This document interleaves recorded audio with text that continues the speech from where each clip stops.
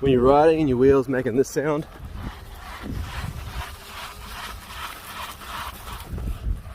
Because there's a bunch of crap in it. I'll show you how to clean it out. So to get the stuff out of the wheel, yeah, just heaps of stuff in there at the moment.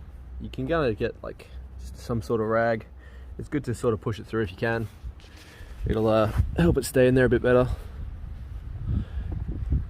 But yeah, just shove a rag in there as best you can.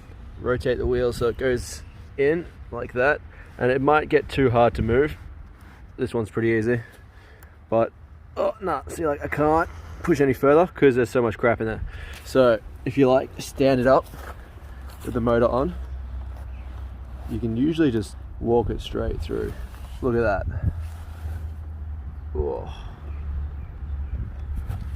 So I'd probably put that through one more time because that was a bit. But I've gotten really thick clay before, and thick clay, like this stuff will probably eventually come out if you keep going through puddles and stuff.